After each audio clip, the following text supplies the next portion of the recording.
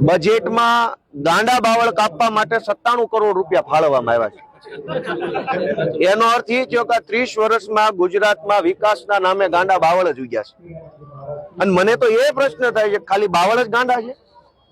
ગુજરાતમાં બીજું કઈ ગાંડું છે જ નહીં? ભાજપ વાળા હરીસા સામે ઉભા રહીને પોતાની જાતને પૂછે કે ગાંડા બાવળ સિવાય બીજું શું શું છે, તો એને હરીસામાં દેખાશે કે કેટલા ગાંડા વધ્યા છે। નશા મુક્તિ કેન્દ્ર પાછળ 15 કરોડ ફાળવા, ગાંડા બાવળ કાપવા માટે 97 કરોડ ફાળવા, 1 કિલો મીઠું આપવા માટે 59 કરોડ ફાળવા। આ બજેટ છે? કરિયાણાની દુકાન છે?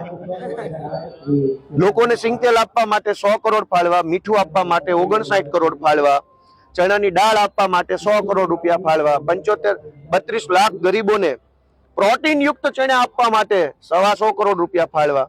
30 વર્ષ પછી ભાજપની સરકાર ગુજરાતમાં રહ્યા પછી લોકોને કિલો મીઠું સરકારે આપવું પડે છે। ભૂખમરો કેટલો વધ્યો હશે?